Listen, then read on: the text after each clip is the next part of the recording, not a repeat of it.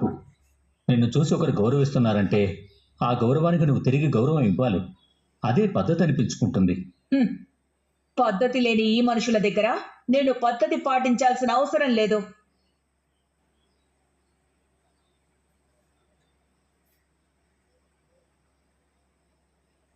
ఇప్పుడు అతను నమస్కారం ఎందుకు చెప్పాడో తెలుసా? వాళ్ళ కూతురు నా కొడుకుని విడిపించుకుంటానని ఆ పని చేయలేకపోయింది.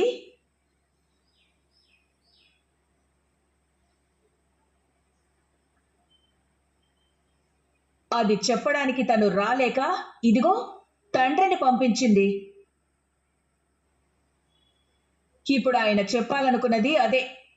ఎలా చెప్తాడు? రాగానే మీ అబ్బాయిని నా కూతురు విడిపించలేదని నా ముఖానే చెప్పలేడు కదా.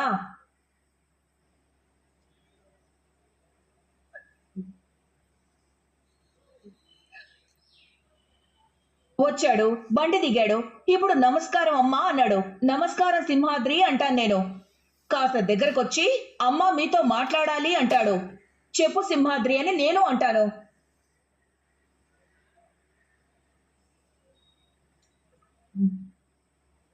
అప్పుడు ఏం లేదమ్మా, మీతోటి నా కూతురు ఏదో సవాల్ చేసిందట కదా. తన భర్తని తీసుకురావడం కోసం పాపం చాలా కష్టపడింది. ఎంత కష్టపడినప్పటికీ ఆధారాలు దొరకలేదు. ఏం చేయాలో అర్థం కాలేదు. అందుకే నేను ఈ మాట వెళ్ళి మా అత్తయ్య గారికి చెప్పలేను కాబట్టి నాకు చిన్నతనంగా ఉంటుందని నా తరపున నువ్వే చెప్పు నాన్న అంటే, సర్లే అమ్మా, నీ తరపున నేనున్నాను కదా, నాకెలాగూ సిగ్గుండదు. సునంద, నీలాంటి కూతురున్నందుకు నాకు బుద్ధుండదు. అందుకే నేను పోయి చెప్తానని ఇదిగో ఈ బొండసీను గాడిని తీసుకొని ఈయన గారు వచ్చారు.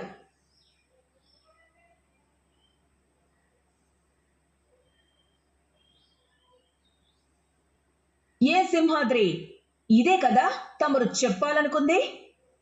అవునమ్మా. గరీబో నిజాయితీ అంటే ప్రతి ఒక్కరికి లోకువేనమ్మా.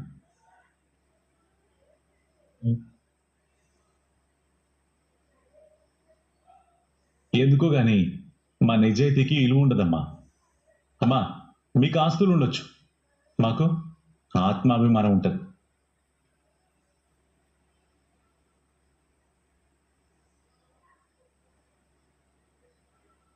డబ్బున్నోడి తప్పు గా నీటి మీద రాతల్లాంటివమ్మా, గదెవ్వనికి కనపడదు.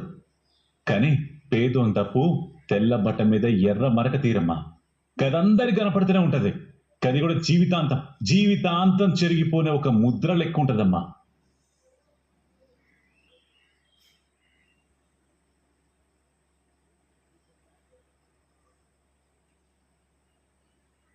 నా బిడ్డను మీరు ఇంట్లోకెళ్ళి పంపించేశారమ్మా, కానీ మీ బిడ్డను కూడా మీరు ఇంట్లో నుంచి పంపించేశారు. కాప్పుడు నేను బతిమలాడుకున్నానమ్మా, రా బిడ్డ మన ఇంట్లో ఉందో గానీ అని. తన చేతులు పట్టుకుని ఏడ్చాను కూడా, కానీ అది రానందమ్మా. నా అల్లుని కూడా బతిమలాడుకున్నా, ఆయన కూడా రానన్నాడు.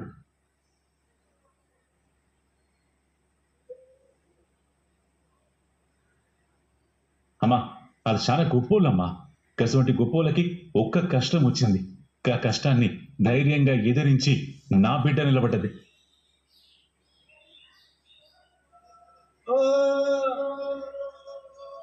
నా బిడ్డ నిరూపించుకుంటుందా, నిరూపించుకోదా, లేదా ఆగిపోతుందా అనేది గవని నాకు తెలియదమ్మా. అమ్మా, నా బిడ్డ కాపాడలేదని మీరంటున్నారు కదా, ఎల్లమ్మ తల్లి దీవెనలే నా బిడ్డ కాపాడే లెక్క తీస్తాయమ్మా. నా బిడ్డకి తన భర్తను ఎట్లా కాపాడుకోవాలో మంచిగా తెలుసమ్మా.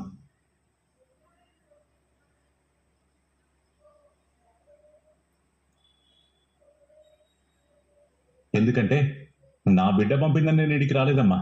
గట్లనే నా బిడ్డ శాతగాని మనిషి మీరే కాపాడుకోమని చెప్పడానికి కూడా రాలేదమ్మా.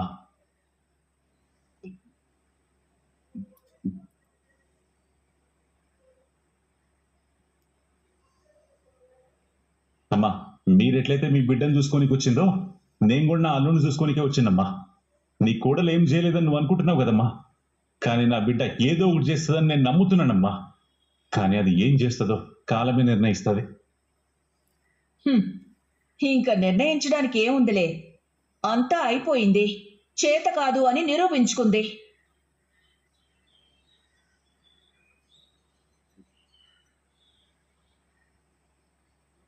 నిన్నటి నుంచి ఇప్పటిదాకా ఏమీ చేయలేంది ఈ కాసేపట్లో చేసేదే ఉంటుంది. ఆదిత్యని కోర్టుకు తీసుకువెళ్లే టైం కూడా అయిపోతుందే.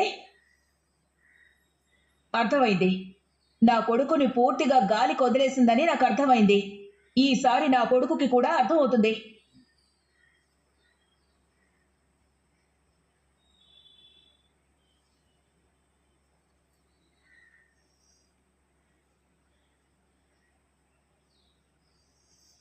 మనకు కావాల్సింది ఎగ్జాక్ట్గా ఇది.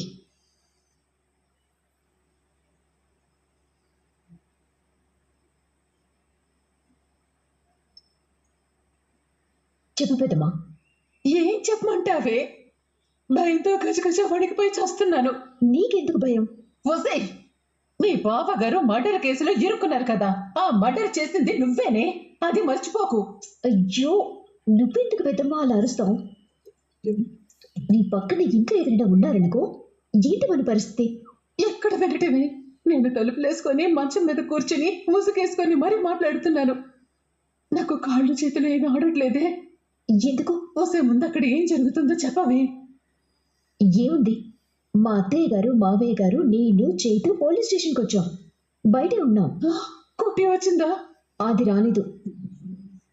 సింహాద్రి బండసేన్ గడు వచ్చారు, బయట నిలబడున్నారు. వాళ్ళు వచ్చారంటే కొట్టి కూడా వస్తుంది కదే. అది వచ్చేదైతే వీళ్ళు చెప్తారు కదా. ఏమోనే, దాన్ని నమ్మటానికి వీల్లేదు. అది కలుగులో ఉన్న ఎలకని కూడా పొగబెట్టి బయటికి లాగే రకం. ఇప్పుడు వాళ్ళ ఆయన పోలీస్ స్టేషన్ లో ఉన్నాడు, కోర్టుకి వెళ్తాడు, తర్వాత జైలుకు వెళ్తాడు అంటే అదెంత కోరుకుంటుందే? పైగా వాళ్ళ అత్తయ్య గారి మీద సవాల్ చేసింది. అది కనుక ఎక్కడైనా సాక్ష్యాలు పట్టుకుని వచ్చిందే అనుకో, మనం చచ్చామే. అబ్బా పెద్దమ్మ, మనం మర్డర్ చేశామని దానికి ఎలా తెలుస్తుంది? మనం మర్డర్ చేసిన ఏరియాలో సీసీటీవీ కెమెరాలు కూడా లేవు కదా. ఏమోనే, మన కర్మకాలి. ఎవడన్నా ఫోన్లో రికార్డ్ చేసి ఆ ఫోన్ వీడియో దొరికితే, నీ నాన్న మత్తు మందుల కేసులో జరిగినట్లే ఇక్కడ కూడా అలాంటిది ఏదైనా ట్విస్ట్ జరిగిందే అనుకో, అక్కడ మీ బావగారిని వదిలేస్తారు, నిన్ను తీసుకెళ్లి సెల్లో వేస్తారు. ఆ తర్వాత నీకు సహకరించిన పాపానికి నన్ను కూడా జైల్లో వేస్తారే. పెద్దమ్మా, నిన్ను నన్ను పోలీసులు పట్టుకోవాల్సిన అవసరం లేదు. డైరెక్ట్ గా నువ్వే పట్టించేలా ఉన్నావు. అది కాదే. చూడు, ఇక్కడ అలాంటివి ఏమి జరగట్లేదు. మన పేరు బయటికి రాదు, మనం దొరికే ప్రసక్తే లేదు. నువ్వు అనవసరంగా ముసుగేసుకొని గజగజ వణికేసి ఊరికి అదిరిపోయి మా అమ్మ నాన్నకి దొరికిపోవు. వాళ్ళేమీ అమాయకులు కాదు. వాళ్ళు కూడా ఆనంద్కి ఎంత కొంత సపోర్ట్గానే ఉంటారు. చిన్న డౌట్ వచ్చినా సరే వదిలిపెట్టరు. నిజం తెలిసిందంటే నిన్ను నన్ను క్షమించరు. అదే కదే నా బాధ. కాబట్టి నువ్వేమీ తెలియనట్టు సైలెంట్గా ఉండు. నాకు తెలిసి ఆనంది రాదు. మా బావగారు కోర్టుకెళ్తారు. కోర్టులో ఏవో వాదనలు జరుగుతాయి. ఆ తర్వాత ఏం జరిగింది అనేది నేను నీకు తర్వాత చెప్తాను. ముందైతే మాత్రం నువ్వు సైలెంట్గా ఉండు, అర్థమైందా? నేను మా అత్తయ్య గారిని కాస్త రెచ్చగొట్టాలి. అప్పుడే మా అత్తయ్య నా కంట్రోల్లో ఉంటుంది. ఏదో ఒకటి చేయవే, మనం మాత్రం ఇరుక్కోకూడదు ఇందులో. బా, నువ్వు ఉండు పెద్దమ్మా.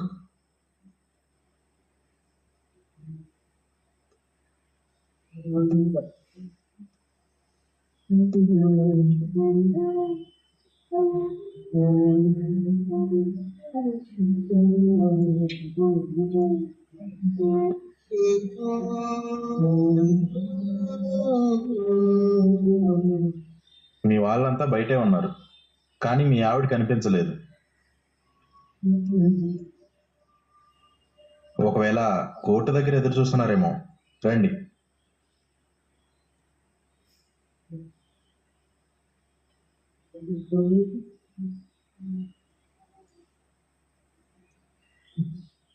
హలో, ఇప్పుడే బయలుదేరుతున్నాం సార్.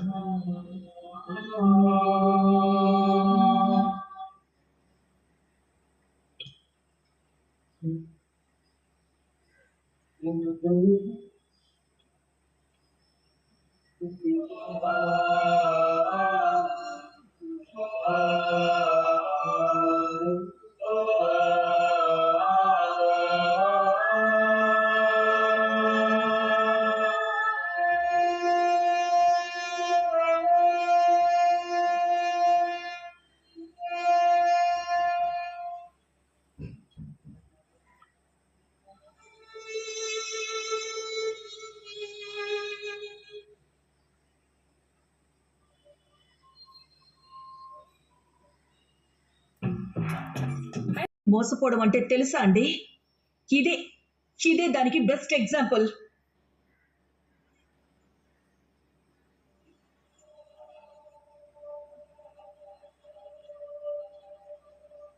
ఒక నమ్మక ద్రోహానికి ఇంతకు మించిన ఉదాహరణ దొరకకపోవచ్చు.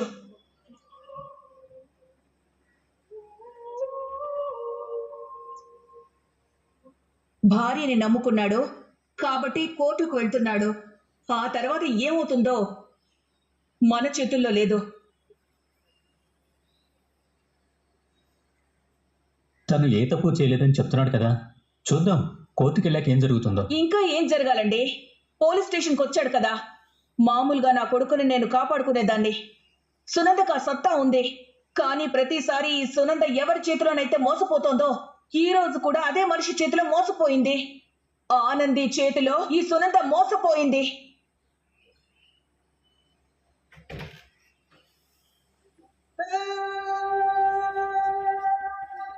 నా కొడుకుని నా ఇంటి నుంచే దూరం చేసింది అనుకున్నాను, కానీ నా నుంచే పూర్తిగా దూరం చేసిందని ఈ రోజు నాకు అర్థం అవుతుంది. పూర్తిగా దూరం చేసిందని ఈ రోజు నాకు అర్థం అవుతుంది.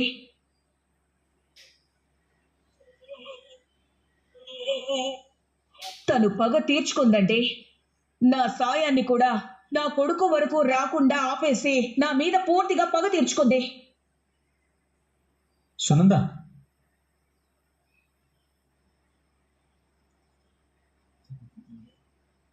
నెక్స్ట్ హీరింగ్ మందే, పదండి.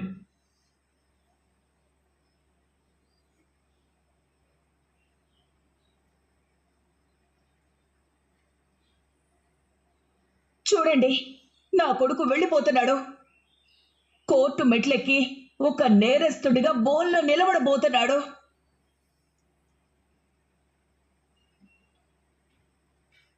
కాసేపట్లో ఈ న్యూస్ మీడియాకు తెలుస్తుంది.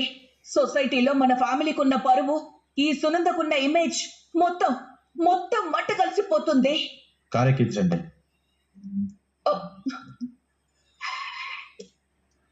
ఎస్ఐ గారు,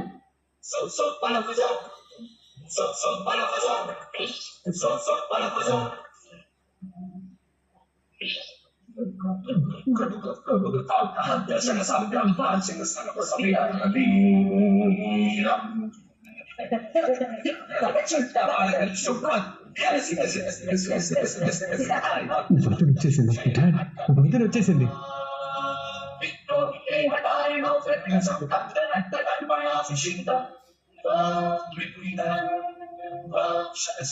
ఎస్ఐ గారు, నా భర్త నిర్దోషి, ఆయన్ని వదిలిపెట్టండి. మీరేమైనా చెప్పాలనుకుంటే కోర్టుకు వచ్చి చెప్పండి. లేదు, నా భర్త నిర్దోషి అని నిరూపించుకునే సాక్ష్యం నా దగ్గర ఉంది.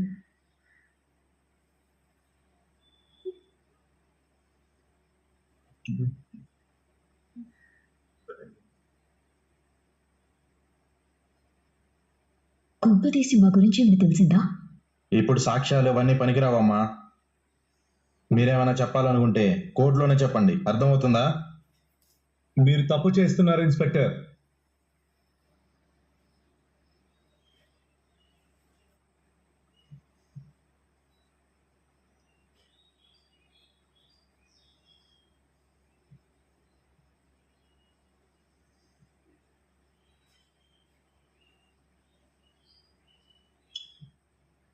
మీరు అరెస్ట్ చేసిన వ్యక్తి నిర్దోషి అని నిరూపించడానికి తగిన సాక్ష్యాలు మా దగ్గర ఉన్నాయి అన్నప్పుడు కనీసం వినాల్సిన బాధ్యత మీకుంది ఎస్ఐ గారు. సారీ సూర్య గారు, కానీ అది చూడండి, జనరల్గా లాలో ఒక మాట చెప్తూ ఉంటారు, 100 మంది దోషులు శిక్ష నుంచి తప్పించుకోవచ్చు కానీ ఒక్క నిర్దోషికి కూడా శిక్ష పడకూడదు అని.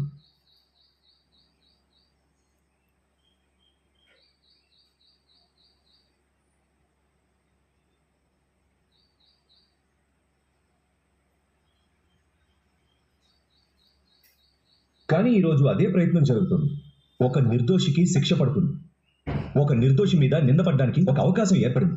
సో దీన్ని మొదట్లోనే ఆపాలి. సారీ సూర్య గారు, ఆదిత్య గారు 100% తప్పు చేశారు అనడానికి మా దగ్గర సాక్ష్యం లేదు. కానీ తప్పు చేయలేదు అనడానికి కూడా మా దగ్గర సాక్ష్యం లేదే.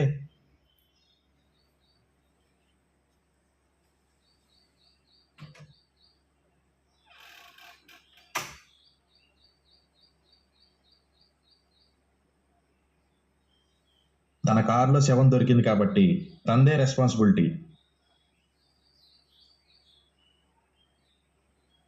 తను ఏ తప్పు చేయలేదని నిరూపించుకోవాల్సింది కోర్టులోనే. ఎందుకంటే ఆ కారు తన ఆధీనంలోనే ఉంది కాబట్టి. సారీ మిస్టర్ ఎస్ఐ గారు, దాన్ని ప్రూవ్ చేయడానికే నేను వచ్చిన. ఒక్క నిమిషం నేను చెప్పేది వినండి. సారీ అమ్మా, ఇక్కడి నుంచి మేము కోర్టుకే వెళ్ళాలి కానీ మళ్ళీ వెనక్కి రాలేం. పదండి. కోర్టుకు పోతే నవ్వుల పాలయ్యేది మీరే ఎస్ఐ గారు.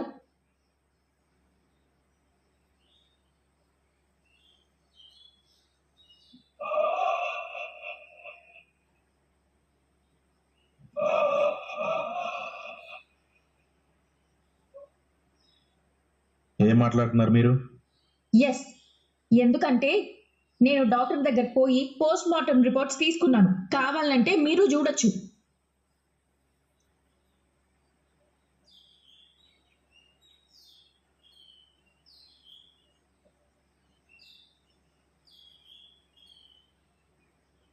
మీరు నా భర్త ఒకరిని చంపిండు అని నిందేశిర్రో, గా చనిపోయిన వ్యక్తి సరిగ్గా నిన్న ఉదయం 11:30 నుంచి 12 గంటల మధ్యలో చనిపోయిండొచ్చని పోస్ట్ మార్టం రిపోర్ట్ ఇచ్చిర్రు.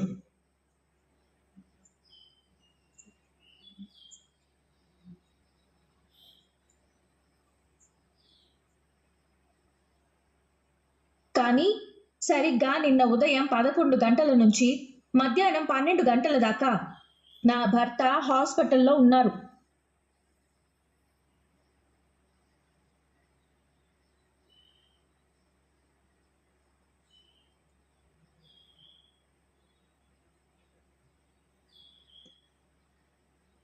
చిన్న గాయమైన కారణంగా హాస్పిటల్లో అడ్మిట్ చేస్తే నేనే హాస్పిటల్కి పోయినా.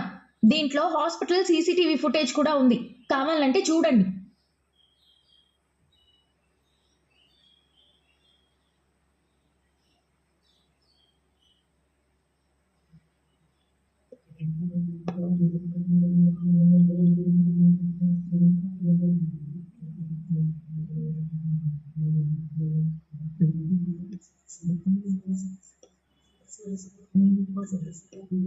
సరిగ్గా ఎగ్జాక్ట్ టైం, కావాలంటే గా పక్కన డ్యూరేషన్ కూడా చూడొచ్చు.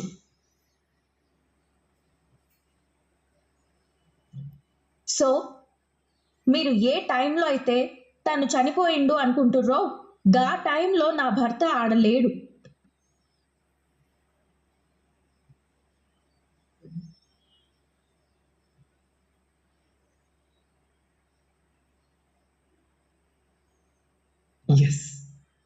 లేని నా భర్త మీద ఈ రోజు మీరు నిందేసి కోర్టుకి గనక నా భర్తని తీసుకుపోతే నవ్వుల పాలయ్యేది మీరే ఎస్ఐ గారు.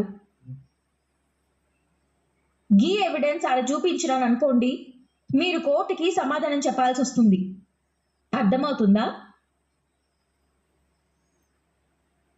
ఇన్స్పెక్టర్ గారు, మీరు ఎంతకంటే దీన్ని ఇంకా ముందుకు తీసుకెళ్ళకండి. ఇప్పుడైతే మీరు ఎఫ్ఐఆర్ నుండి ఆదిత్య పేరు తీసేసే అవకాశం ఉంది. అదంతా మీ చేతుల్లోనే ఉంది. దీన్ని ఇక్కడితో ఆపేస్తే అది అతనికి మంచిది, మీకు మంచిది. ఇంతకంటే ముందుకు వెళ్లాల్సి వస్తే మాత్రం మీరు చాలా మందికి సమాధానం చెప్పుకోవాల్సి వస్తుంది. ఆలోచించుకోండి.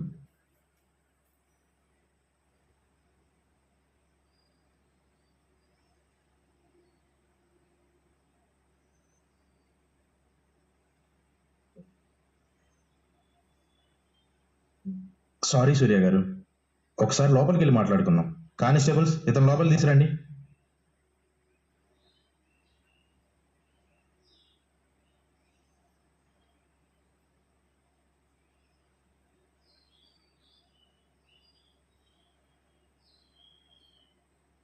మీరిచ్చిన ఆధారాలను బట్టి ఆదిత్య గారికి ఈ మర్డర్కి ఏ సంబంధం లేదని అర్థమవుతుంది.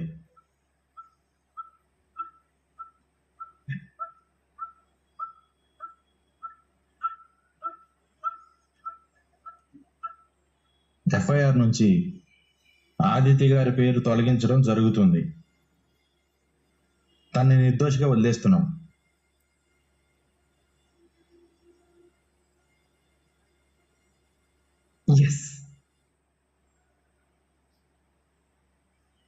ఆదిత్య గారు మీరు ఇక్కడ సంతకం పెట్టండి.